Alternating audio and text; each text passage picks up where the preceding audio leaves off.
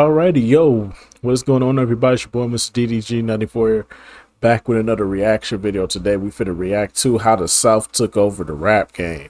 So this is by the same brother that we reacted to the 1997 video with. Um, so yeah, this should be a good one right here. This is how the South took over the rap game. This should be interesting. Without further ado, let's get right into it. For a long time, the South was laughed at, ignored, or dismissed as a joke in hip-hop, but over time, the tables turned. The region was once looked at as a slow, country, and unlyrical now dominates the global rap sound. This is a story of how the South took over the rap game. Before the Gold Grills, the Lean Cups, and trap anthems that ruled the airwaves today, the South was a non-factor in hip-hop. In the early days, the game was painted as a two-coast war, East Coast versus West Coast. New York was a birthplace, LA was a rebellion. The South wasn't even in the conversation. In the 80s, hip-hop was viewed as a coastal sport. If you were a part of Brooklyn, Queens, the Bronx, or Compton, you weren't taken seriously. And if you had a southern accent, forget about it. The South was labeled slow, country, unlyrical, and unsophisticated, just background noise to the real meccas of hip-hop. But while the mainstream slept, something was bubbling down below the Mason-Dixon line. One of the first signs of life came from Two Live Crew in Miami. Known for their raunchy bass-heavy party music, they weren't very controversial. Two Live Crew is goaded, bro. Let's just get that out the way right now. Two Live Crew is goaded, bro. I don't care what y'all say, bro. Uncle Luke and Two Live Crew is goaded, bro. They, yeah. They whole discography is wild. They discography is wild, but them shit some hit. They got hits, bro. I ain't gonna hold you, bro. They got hits.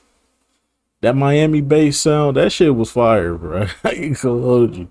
That's why I said, bro.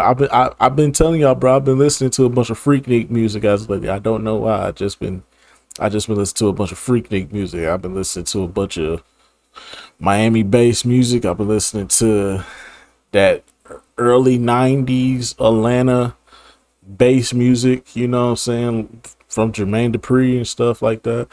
Other than that, though, man, I ain't gonna lie, bro. This shit's some fire, bro. Just it's like anthems, bro. They just making anthems. They ain't really rapping on the motherfucker, but they going crazy and shit. The hoes going crazy to us and shit. Hey, man, what a time to be alive. What a time to be alive. That's all I'm gonna say. Were revolutionary. Their 1989 album, As Nasty as They Want to Be, sparked a national legal battle over freedom of speech and music. Luther Campbell, aka Uncle Luke, took it to the courts and won. That moment didn't just empower Yeah, for those of y'all that don't know, the Two Live Crew is the reason we got the parental advisory sticker on albums and cassette tapes back in the days. Well, nowadays that shit don't even matter because everything digital now. But back then, once we got them parental advisories on there, we got them from these niggas. These niggas. It was these niggas in NWA. I ain't gonna say it was just them. It was NWA as well. NWA and Two Live Crew. They was around at the same time. So yeah, you can imagine how that was going. rap. It helped protect hip hop as a whole. Meanwhile, in Houston, the Ghetto Boys were doing something entirely different. Their music was dark, ecological, and gritty. Scarface, Bushwick Bill, and Willie D gave listeners a window into Southern trauma and violence years before the world was ready to accept it. Albums like We Can't Be Stopped and Grip It on the Other Level were underground classics, but again, the industry barely acknowledged them. A major reason the South was ignored early on was because their sound didn't match what was popular. While New York emphasized boom bap, lyricism, and breakbeats, meanwhile LA focused on funk samples, gangster rap, and cinematic storytelling, the South had something else entirely different. Well, to be fair, the West Coast was just getting a foot in the game as well. So let's not act like let's not act like the West Coast wasn't getting a foot in the door as well. Because for the most part, it was all New York. But then when the West Coast came out, they was like, shit, we got to put on for us. You know what I'm saying? They shit just got a little bit more attention. The West Coast just got a little bit more attention than the South did. That's all I'm gonna say. I think that's what it is because in the South there wasn't really I don't think there was marketability in the South. I mean, yeah, you had Two Live Crew coming out of Florida, but LA is just a big California as a whole is just a bigger market. So it kind of made sense for them to go where the money is. Like there's a market out there. you can do something with this. So like LA, and plus it's LA. So come on now. But I'm pretty sure if Florida or if another state was just as attractive as California, I think the South would have got put on too. 808s so heavy they could rattle a Chevy truck, jaw flaws, and country swing that was unapologetically regional, music made for strip clubs, car systems, and block parties, not for ladies' lounge, crowds, or MTV. This was a different culture, but in hip hop, different often means disrespected until it wins. In Atlanta, a New York transplant named MC Shy D was one of the first rappers to gain regional traction. Around the same time, Kilo Ali was laying down electro-infused bass music that would influence the future ATL scene. And in Memphis, groups like 8 Ball and MJG Most were definitely, quietly carving man. their names into Southern history, pushing out Brady stories over soul sampling production. In New Orleans, DJ Jimmy and early bounce music were laying the foundation for what will later become Cash Money sound. Each of these acts built local movements. They didn't need national acceptance. They need regional dominance. They do their own shows, pressed their own vinyl, sold tapes out the trunk, and flooded the streets with their own hustle. But it wasn't enough yet. By the early 90s, the South was still seen as an underdog. It was a third coast, overlooked, underestimated, and unrepresented. But as we soon learned, they weren't waiting for a seat at the table. They were building their own throne. While the East and the West were battling for hip-hop supremacy, the South was building in silence. Local legends were becoming hometown heroes, and by the mid-1990s, the Southern sound was beginning to rise from the underground. Slowly but surely, the world started to listen. It's one of the most infamous nights in hip-hop history, the 1995 Source Awards in Madison Square Garden. The tension between the East and the West was at an all-time high. Suge Knight, called a Puff Daddy, Snoop Dogg got booed off stage, but Bruh. Let me spit some truth to y'all about the Source Awards. It was never an East Coast versus West Coast tension. What it was rap groups and certain boroughs in there that hated everybody. So you had Brooklyn in the house, you had Queens in the house, you had the Bronx, you had what's the other one? Staten Island. You had all of them in the building. Then you had the West Coast. Then you had the down south. So it was kind of like rap groups and rap cliques, and everybody was rooting for their own clique or their own group. Nobody was rooting for anybody else. So you had Wu-Tang you had the Wu-Tang niggas in there. The Wu-Tang niggas was rooting for the Wu-Tang niggas. The Death Row niggas was obviously rooting for the Death Row niggas. The Bad Boy niggas was rooting for the Bad Boy niggas. And who else was in there? I mean, and obviously, the South, the South has something to say. So yeah, everybody was booing everybody, bro. Nobody was showing love to anybody, bro. If you wasn't part of their clique, they wasn't cheering for you, bro. Why you think when the Death Row niggas went up there and won their awards, only the Death Row niggas was standing up going crazy? Come on, bro. This was a private event. So like not a lot of so this was a private event, so there wasn't like a bunch of like fans in attendance. So this wasn't no, I'm pretty sure if there was fans in there, it'd have been a lot different. I'm pretty sure it would have been some I'm pretty sure a lot of people would have been clapping for Death Row. But like I said, it was a private event. It was cliques, it was groups, it was boroughs. And then I think the rest of them were just like random celebrities, like basketball players, football players, R&B stars and all this other stuff. But like, yeah, for the most part, dog, this was not an East Coast West Coast thing. If anything, it was a New York versus New York versus New York versus New York versus West Coast versus down south. Like, come on, bro. the real spark came from a group that didn't belong to either coast. When Outkast won the Best New Artist, they were booed as they took the stage. Andre 3000, dressed in a baggy pants and dreads, stood in front of the crowd of New York and said, But it's like, if the South got something to say, that's all I got to say. the group Outkast, made of Andre 3000 and Big Boy, wasn't just another rap act. They were the artistic awakening of the South. Their debut album, Southern Playalistic Cadillac Music, fused Parliament, Funkadelic grooves with street poetry and country swagger. But it was their next albums, AC Aliens and Aquemini, that showed the world something truly different. Futuristic production, spiritual themes, lyrical depth, and refusal to imitate anyone. They were backed by Organized Noise, a visionary production team responsible for the sound of the Dungeon Family. With them came other acts like Goody Mob.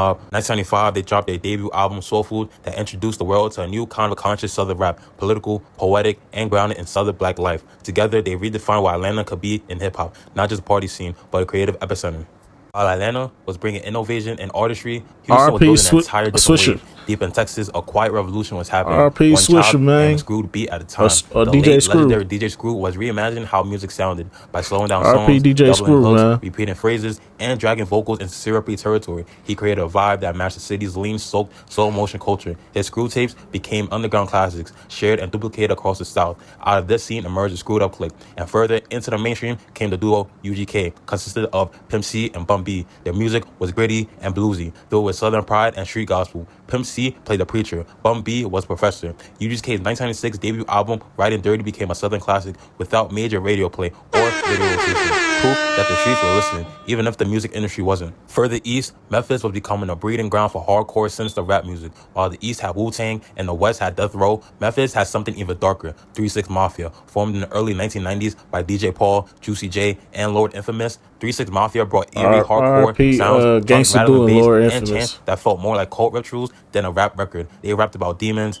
death, violence, and drugs with an energy that felt dangerously authentic. They were ahead of their time, laying the groundwork for the trap, drill, and goth rap styles we hear today. Though they didn't get national respect yet, their music was still everywhere in the South, in parking lots, in strip clubs, in car stereos. Their influence were growing. Yeah, I ain't gonna lie to you, bro. Having a dad from down south, he was bumping the shit out of 3 6 Mafia before Chicken Head, before Tear the Club Up, before It's My Baby Mama, come on child support. She get breath and shit, but I stay at go. Before all that shit, my pops was bumping the shit out of 3 6 Mafia.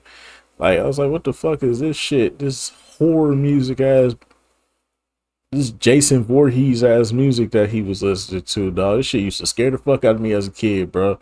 But then that beat would come on, and then I'd be like, hold on, bro, this shit vibing, bro. My pop's been on that 3 6 Mafia. Without the mainstream even noticing. By the mid-1990s, the South wasn't just present, it was finding its voice. Each city had its own sound. Atlanta was soulful, futuristic, and lyrical. Houston was more slowed down, heavy, blues influenced. Memphis was dark, aggressive, and cult-like, while New Orleans were bouncy, party-driven, and raw. They weren't copying East or West, they were creating their own lane. Exactly. And even though the industry still looked down on the South, fans on the ground already knew something special was happening. The foundation was set. In the late 1990s, the South had found its voice, but it still didn't have a seat at the table. That's when the South did something genius. It stopped asking for one. Instead, it built its own, and it started with infrastructure. While the codes had... Bro, you gotta do something about this goddamn... Bro, you gotta do something about this goddamn... Bro, a pack of batteries don't cost that much, bro. A pack of batteries don't cost that much, y'all. Y'all can do something about these goddamn...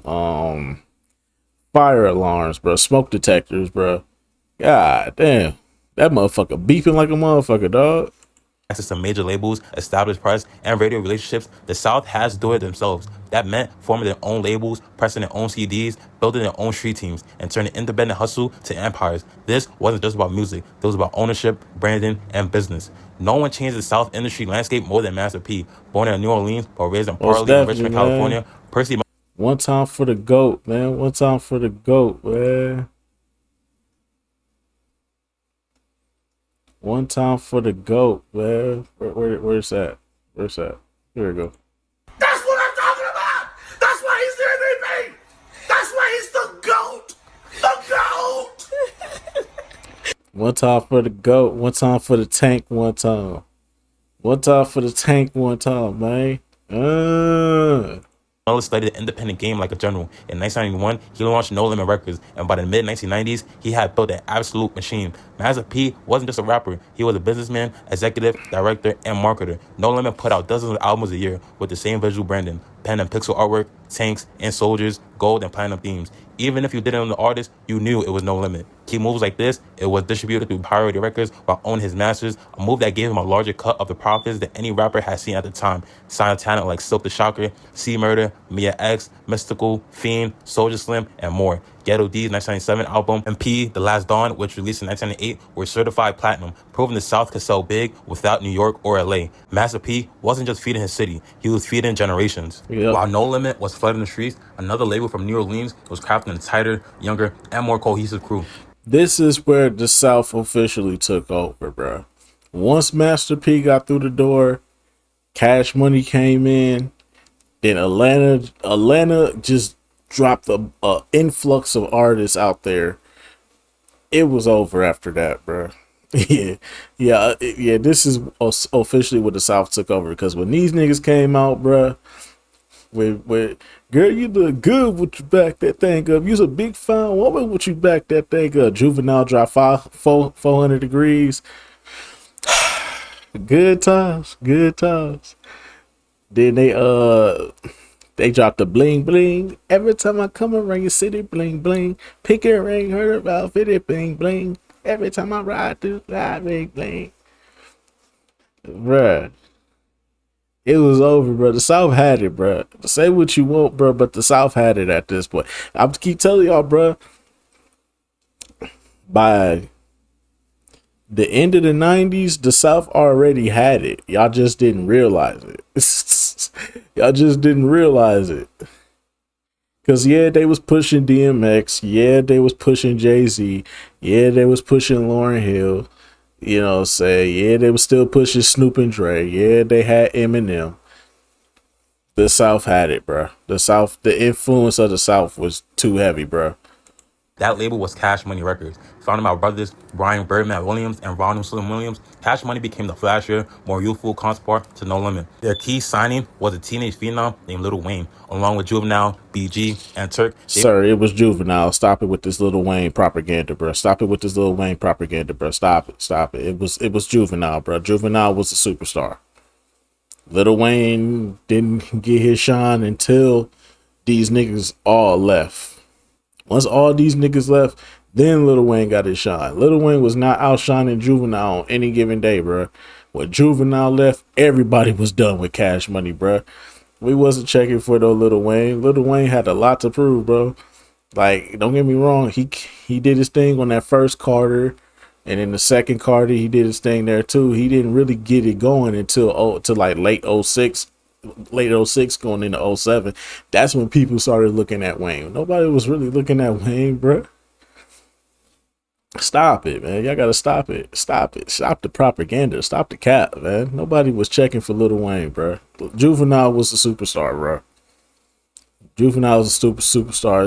It's not even up for debate, bro. They formed the Hot Boys, and their energy was unmatched. Juvenile's album 400 Degrees, which released in I even go as far as to say Manny Fresh was like the second most popular person because of his beats alone. I even take it as far as to say that the second most popular person on the fucking label was the producer. Nobody was thinking about Lil Wayne, bro. Stop the cap, man. 1998 exploded, led by the Manny Fresh produced hit High, a song with no traditional hook and a bounce style that confused New York DJs but still took over the South, then came Back That Ass Up, a worldwide hit. 1998, Cash Money signed a $30 million pressing and distribution deal with Universal Records. They kept 85 of their royalties, they owned their masters. It was one of the best deals in hip-hop history, and they did it on their own terms. And Birdman ain't paid him not a motherfucking dime. Manny Fresh Productions, Birdman's business mind, and Lil Wayne's star power created a legacy that would dominate the next 2 decades. Next is Rap-A-Lot Records. Down in Texas, Jay Prince had already built something legendary. Rap-A-Lot Records, founded in the late 80s, was the first successful Southern label to demand national attention, with groups like the Ghetto Boys, Scarface, Devin the Dude, and later Zero and Trey. Rap-A-Lot laid down Houston's blueprint. Jay Prince didn't just promote artists, he protected them. He kept the label independent and negotiated with major labels on his own terms. To this day, What about UGK? Didn't Rap-A-Lot have UGK? And didn't Rap-A-Lot have Rap-A-Lot had Trick Daddy in them. Trick Daddy, Trina, all them. Super Slide Records was under Rap-A-Lot for a little bit. Then they broke out and went on their own path. Yeah, man. Yeah, Jay Prince had a couple of dudes, man, for a minute. For sure. Jay Prince definitely had a decent roster as well. Yeah. He's seen as the godfather of Southern hip-hop business. Tony Draper's Suave House Records might be the most underrated piece of the puzzle, based in Houston, but heavily tied to Memphis. Talent like 8-Ball and MJG, Suave House delivered street anthems filled with storytelling, soul samples, and grit. Albums like Coming Out Hard and On Top of the World quietly laid the foundation of what trap music will become. Tales from the Trap before we even called it that. Suave didn't just blow up like Cash Money, but their influence on Southern lyricism and soul was massive. East Coast rappers were worried about radio play, the South was selling records out the trunk. Southern artists focused on volume, local control, and grassroots support. They performed at strip clubs, gas stations, and skating rinks. They passed out flyers, burned CDs, and built word-of-mouth-like movement. Mixtape circuits and mom-and-pop record stores kept the culture alive. This independent spirit created loyal fan bases that didn't rely on MTV or the source. They were building communities, not just selling music. By the early 2000s, the South had built something undeniable, created labels, and owned their masters. Artists didn't need no co-signs from other artists. Producers created entirely new sounds, and fans brought music before it hit radio. This was the moment the South stopped being a region and became an empire. The world hadn't caught on yet, but the infrastructure was there. The army was built. The sound that was once ridiculed was now on the verge of revolutionizing the genre. By the early 2000s, the South had laid the groundwork. Labels, fan bases, and artists who could stand on their own. But now, it was time for something bigger. Now, the sound wasn't just Southern, it was mainstream. The South wasn't knocking on the door, it was kicking off the hinges. This chapter is where the sound of the South becomes the sound of rap. Crunk, trap, and snap were more than styles. They were cultural movements that took over clubs, radios, and eventually the entire industry. Trap was about hustling, crunk was about fighting. Crunk wasn't subtle. It wasn't about metaphors or storytelling. It was about energy, volume, and turning up into the wall sweat. Lil Jon, the king of crunk. Lil Jon and the East Side Boys took the aggressive chant-driven energy of Southern clubs and turned it into a national wave. Hits like Get Low, Bia, Throw It Up, and What You Gonna Do were club warfare. The beats were simple, booming 808s, synth stabs, chants, and repetitive hooks made to yell back. Crunk was designed for clubs, strip joints, and fights. Mosh pits in the South weren't punk, they were crunk. You didn't dance to crunk, you fought to crunk, you lost your mind to crunk. It made its way to the charts with Usher's Year in 2004, produced by Lil Jon and featuring Ludacris, a crunk pop crossover that went #1 in 20 plus countries. That was the South going global. Next is 3 6 Mafia, Crunk's dark cousin. Nah, I think it was the Get Low song. The Get Low song. Bro, let's be real about Get Low for a second. 369, then shut the phone. Ooh, just shake it to me one more time and grow. Get low, get low, get low. To the window, to the wall, to the treadmill from my balls. Oh, ski, motherfucker. We gotta talk about that. I feel like that's the song that really took over, bro. When you got white people requesting that song on white radio stations, bro, the pop radio stations, bro, you got white people calling and say, hey, can you play a Lil Jon Get Low? But the white people was in love with that fucking song. That was like a updated 2000s version of Back That Ass Up. Like, let's be real, bro. That song took on a journey of its own, bro. For real. Get low, get low, get low. To the window, to the wall. That shit took on a life of its own, bro. Nah, bro. We gotta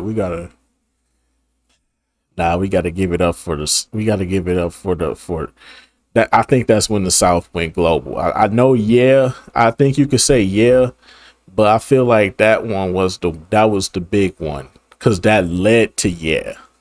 If we being honest, because white people was already in love with that shit. They was in love with it. While Lil Jon brought crunk to the clubs, 3 6 Mafia brought it to the underworld. Songs like Tear the Club Up, Who Run It, and Slob My Knob were anthems in Southern trap houses and gyms before they hit the airwaves. By 2005, 3 6 Mafia had won an Oscar for its Out Here for a Pimp. The industry couldn't ignore them anymore. Next is trap. The street gospel evolves. Trap wasn't just a sound, it was a location, a lifestyle, a survival strategy. In the early 2000s, trap music emerged as a distinct genre out of Atlanta, raw, haunting, and cinematic. T.I., the self-proclaimed king of the South. In 2003, T.I. dropped trap music, and Rubber Band Man became a Southern anthem. He introduced the term trap music to the mainstream, defining it all as the voice of a hustler. T.I. rapped about the psychology of the grind. It was introspective, but still felt heavy and aggressive. Young Jeezy, the motivational speaker of the trap. In 2005, Jeezy dropped Thug Motivation 101, and everything changed. Bruh, he took over the hood, bruh. He had the hood in a chokehold with Thug Motivation 101, bruh. Thug Motivation 101, bro. He had the hood in a choke hold, my nigga. It wasn't even up for debate. He had the hood in a choke hold. Like, nigga, everywhere you went in the summer 2005, everywhere you went, no matter where you was at, nigga, somebody was bumping that Jeezy, bro. It could be somebody down the street, park their car, be outside talking to their niggas, got the whole block vibrating. got the whole block vibrating to some Jeezy, and then it could be another nigga just driving by blasting some Jeezy, bro. You be like, yo, what the fuck? Yo, bro. That was the times, bro. 2005, Jeezy had it, bro. Especially with the "So I Say." I know that's a Gucci song, but still, they had the hood in the chokehold, bro. His raspy motivational tone made trap feel heroic. Songs like Soul Survivor, Go Crazy, and Trap or Die became anthems of ambition and survival. Jeezy was a cold realism of the streets, rapping like he had seen it all and made it out. Gucci Mane, the mixtape king. While T.I. and Jeezy were gaining mainstream love, Gucci Mane was flooding the streets with mixtapes. Most Gucci definitely. dropped dozens of projects from 2005 onward, creating his own ecosystem of fans and collaborators. His flow wasn't orthodox, his delivery offbeat, but it worked. He became a trap icon, and his ear for talent would shape the next generation. If Jeezy could rap preacher, Gucci was a trap prophet. Trap spoke to the streets, Snap spoke to the kids. In the mid-2000s, Atlanta struck again. You can mess with the Franchise Boys. R.P. Shawty Low. Candy girl. Shake that lemon, damn it. This time with a style that critics called too simple, but fans couldn't resist. Them Franchise Boys, D4L, and Soulja Boy, Snap music had Spears beats, finger snaps instead of snares, simple, chantable hooks, dances that spread like wildfire. Hits like Lean With It, Rock With It, and Nah, but the Franchise Boys, you could get them out of here, bro. Them niggas was trash, bro. Them niggas was trash, bro. That shit is fucking trash, dog. Get the fuck off the airwaves. Trash! I ain't like none of them songs. I ain't like none of them songs they came out with, bruh. Lean With It, Rock With It, trash. In My White Tee. They had another song too. Oh, they had that one song with Monica. Anything these niggas put out. That shit is fucking trash, dog. Get the fuck off the airwaves. That shit was fucking trash, bro. Anything these niggas put out was hot garbage. Laffy Taffy took over BET's 106 and Park and flooded teen parties across America. Then Soulja Boy came out, the internet kid who broke all the rules. In 2007, Crank That Soulja Boy exploded thanks to YouTube, LimeWire, and MySpace. No major label, no industry cosign, just the power of the internet and a smart teenager. He cracked the code, and the industry will never be the same again. Snap music was short-lived, but his DNA runs through TikTok, meme rap, and viral dances today. By the end of the 2000s, the South had created 3 different revolutions in rap: crunk music, trap, and snap. Each of these sounds became cultural exports. East Coast rappers started saying yeah, like Lil Jon. West Coast artists started jumping on trap beats. Even New York clubs started playing crunk and snap music nightly. The rest of the country stopped laughing and started imitating. What started as a regional movement became the national standard. Crunk. They couldn't deny them anymore, bro. It was like the South just had it at that point, bro. By the 2010s, shit. You couldn't do nothing. Shit, you had Lil Wayne, you had T.I., you had Gucci. Gucci finally went mainstream when he dropped that. What was it? That Roger Davis versus the State with the fucking lemon on the chain with the big gun. Then he had the Wasted song. That was my shit. I ain't gonna hold you, bro. Wasted was my shit. Rockstar lifestyle, might gon' make it. Living life high every day. Click wasted. Sipping on purple stuff, blowing up steam. Making in the morning to the car, drinking. Party. Let's all get wasted. That was my shit. That was my freshman year of high school. That was my shit. I'm trying to think who else, bro. You had Waka Flocka. You had Waka Flocka Flame. You had him come out. OJ the Juice Man. Fucking like, bro. The South was going mainstream, bro. It was so many niggas was coming out of that South, bro. In the mid 2000s, he ain't talk about the mid 2000s with Texas though. Texas mid 2000s run was elite. You had Mike Jones, you had Slim Thug, you had Paul Wall. Then you had UGK come out with probably one of the, I'll say arguably they best album. After that, who else was bumping? I mean, obviously The early 2000s was like Atlanta and Louisiana. So you had Cash Money, No Limit was still doing their thing. You had Boosie, man. Come on, man. Come on, dog. Come on, man. Boosie. You had Boosie, and then you had shit, man. It's too many. It's too many names, bro. Yeah, the South had it, bro. Then going into the 2010s, you had the Waka Flockas, you had the 2 Chainz, the Futures, try to think who else. It was a bunch of one-hit wonders in the 2000s. I ain't gonna hold you.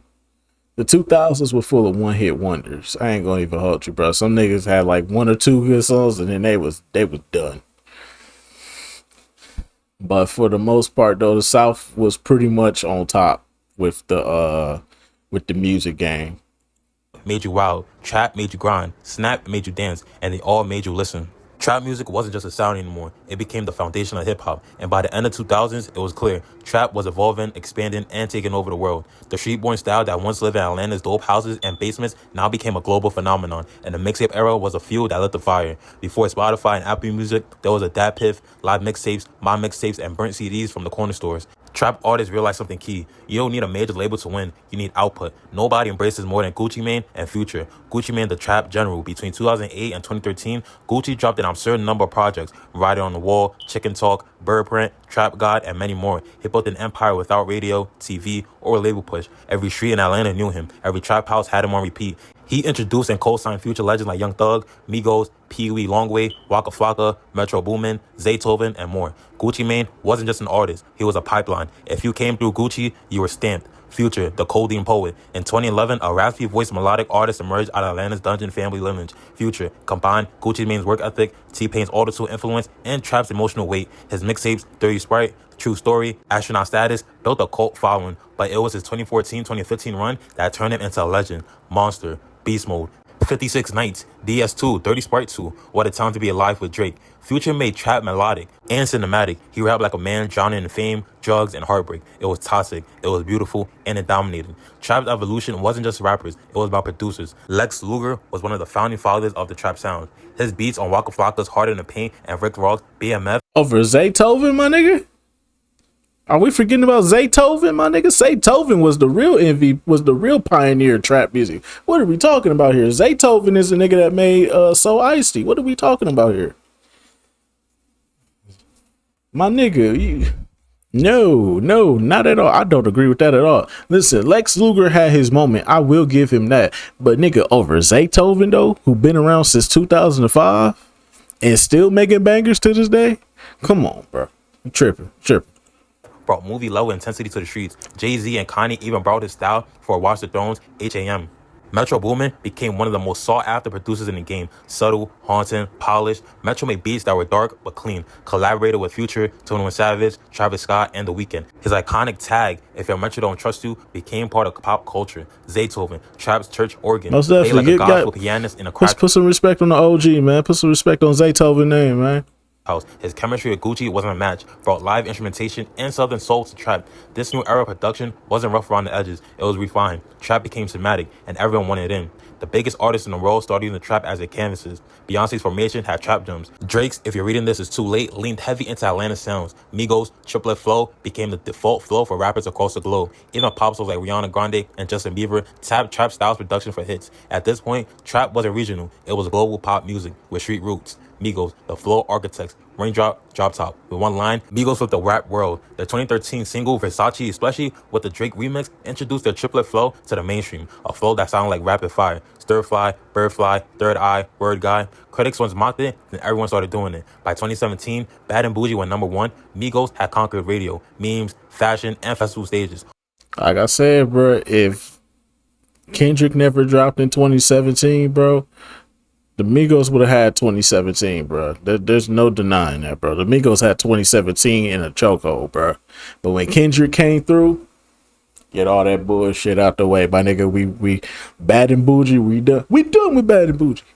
Kendrick here. No, that's exactly what happened, bro. When Kendrick dropped Damn, that was it for the Migos, bro. They I'm telling you, bro, they would have had 2017 in the chokehold, bro. I guarantee you they would have.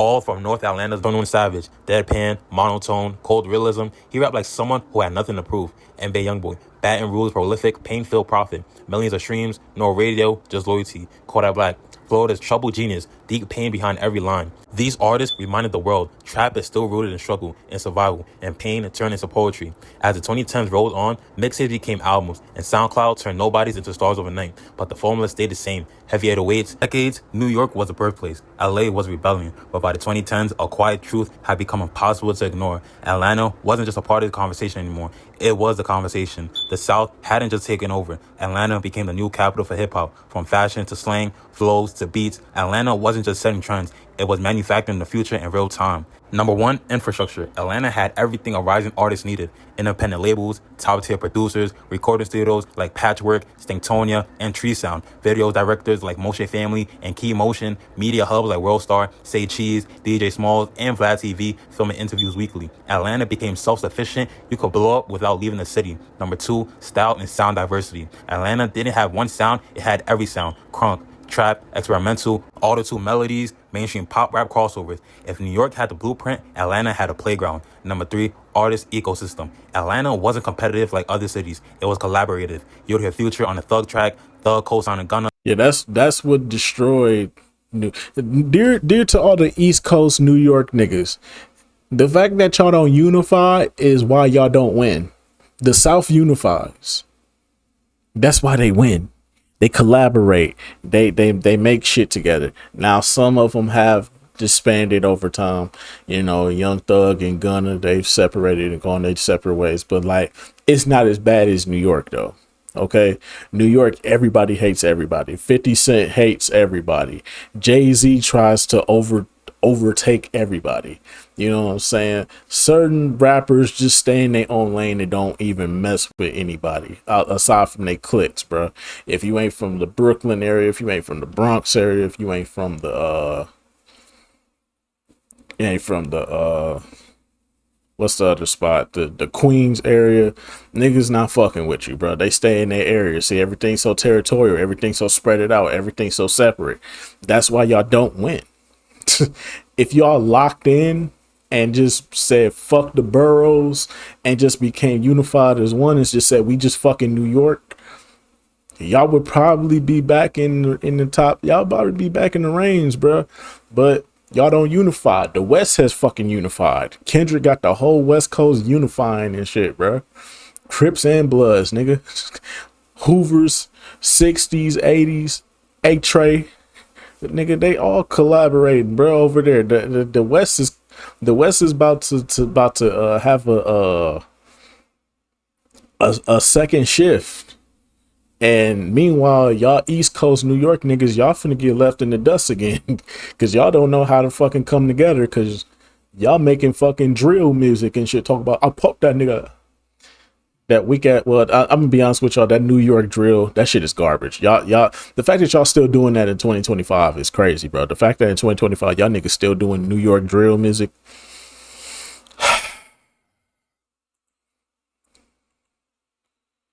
That's crazy, bro. In 2025, y'all still doing the fucking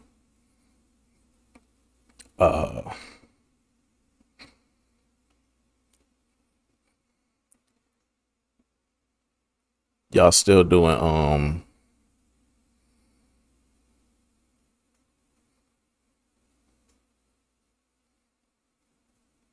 trap music is crazy, bro. In 2025.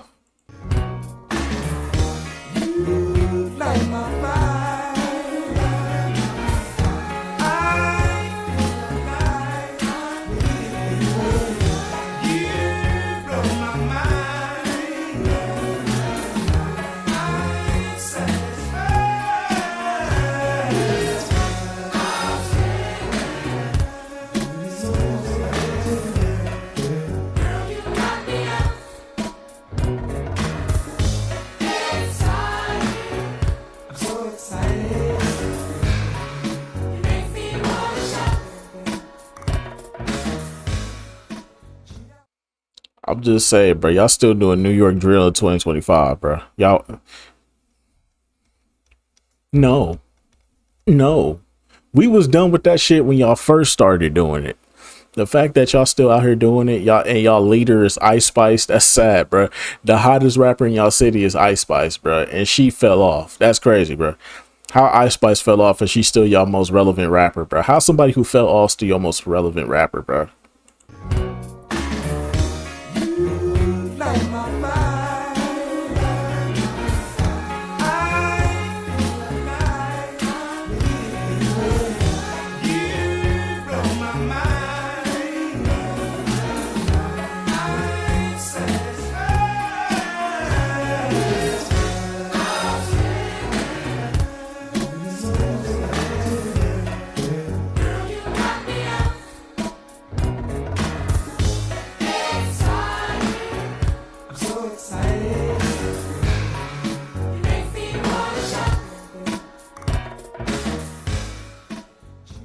Damn, y'all got washed. Y'all got to wash me twice. That's sad. That's sad.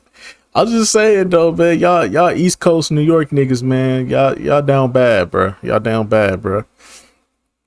I just wish y'all would accept the fact that the South has overtaken y'all.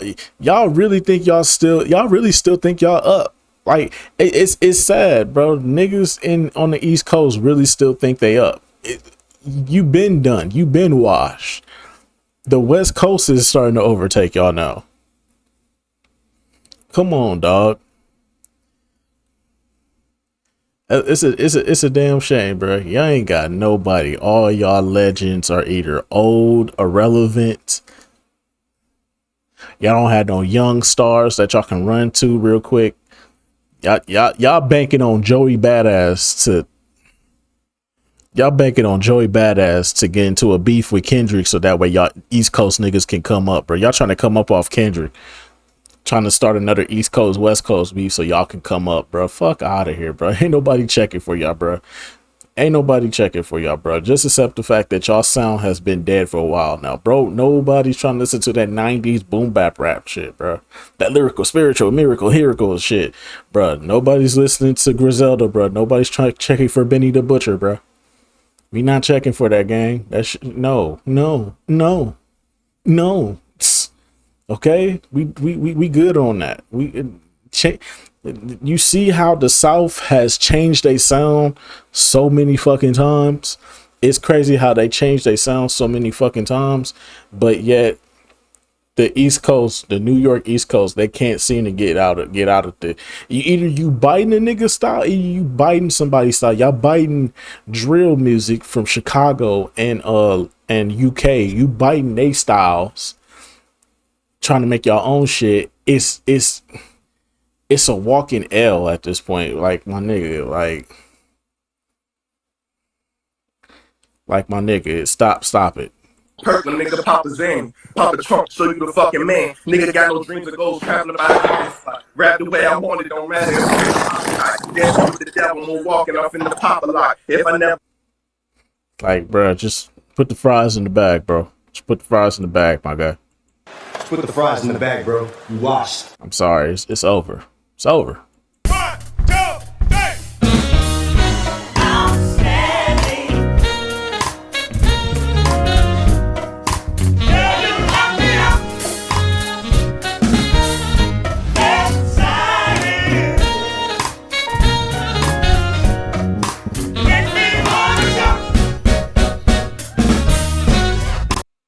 I'm just saying, dog, y'all down bad, bro. I take pride in coming after the East Coast niggas. Why? Because I don't like y'all. It's only a few artists I like from the New York East Coast, well, Philadelphia, New Jersey, whatever. Only few of y'all I like, bruh, and it's not that many, bruh. Y'all, I'm a down south West Coast nigga, bruh. I take pride in that, bruh. I take pride in being a down south West Coast nigga. I'm gonna have 10 times more bias towards those two than I would towards y'all. But if it's certain artists I fuck with, I'm gonna rock with y'all. But for the most part, Try.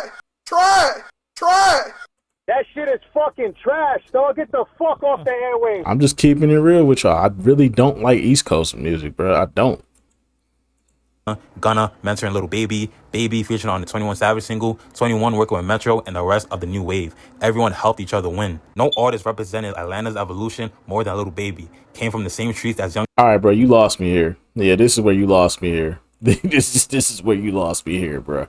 I'm sorry, bro, but this is where you lost me here. You was doing good up to this point. Then you had to bring this nigga. Then you had to bring up this this butt ugly Martian. Come on, dog.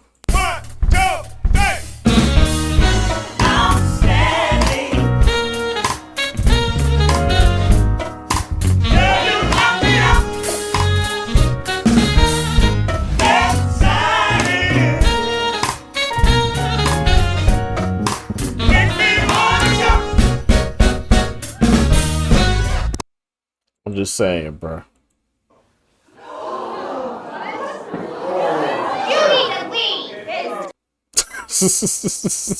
You had me to this point, bro.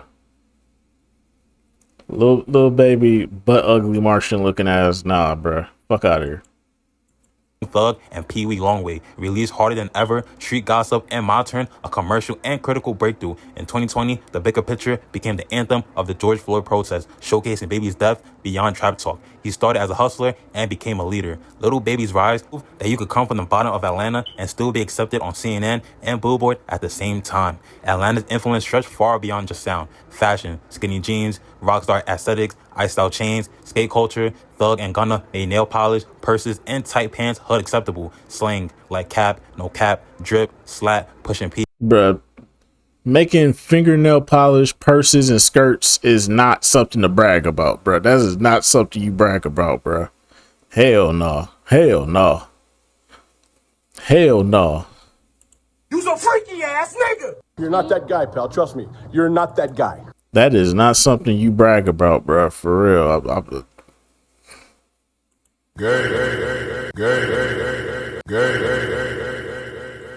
Skirt, who you with? Atlanta created the new lingo of the new generation. They also created dances from the nene to the dab to the Millie Rock to the whip. ATL Kids went viral before TikTok even existed, and the production styles, even UK and African drill artists adapted Atlanta style beats. Latin trap and K-pop became fusion trap jumps together with international flair. Atlanta wasn't just dominating music, it became a media capital. Tyler Perry Studios, Donald Glover's Atlanta won Emmys and Grammys. The city became home to Love and Hip Hop, Revolt TV, and hundreds of music videos monthly. Atlanta became the Black Hollywood, where you could film, record, perform, and build the empire all in one city. So why Atlanta? Why not Memphis? Why not Houston or Miami? Here's the truth. Atlanta had structure and chaos, a perfect blend of hustle and creativity. The streets respected the music, and the industry respected the streets. It was a city where every sound was allowed, every style could work, and no artist had to fit a mold. It became the true hip-hop capital of the 21st century.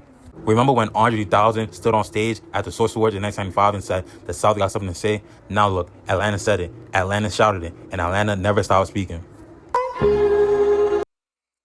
Alrighty, man. That's just gonna about do it for this one, man. Yeah, man, for sure, man. The South is it, bruh. It's time for y'all East Coast niggas to accept the fact that y'all in last place. Nigga, Canada is ahead of you. And nobody likes Drake right now. Nobody likes Drake right now, but Canada is still ahead of y'all. Canada's ahead of y'all. UK is ahead of y'all. Bruh. Everybody ahead of y'all, bruh. The East Coast, like y'all not doing nothing. Y'all not pushing the needle. Y'all not moving nothing, bruh. Like I said, the hottest commodity you got in your city right now has officially fell off. Nobody's checking for her music, bruh.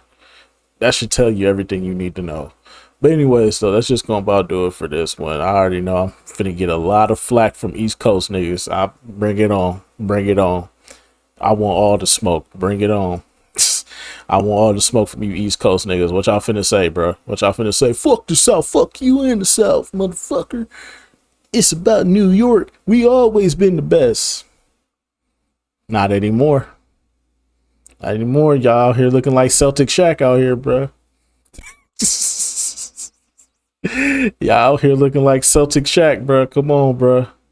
Stop it, bro. Stop it. Stop it. It's time to accept it, bro. Put the fries in the bag, bro. You washed. It's time to accept y'all fate, bro. East Coast, it's time to accept y'all fate, bro. Y'all out here looking like Celtic Shack, bro. Don't nobody want to see that no more.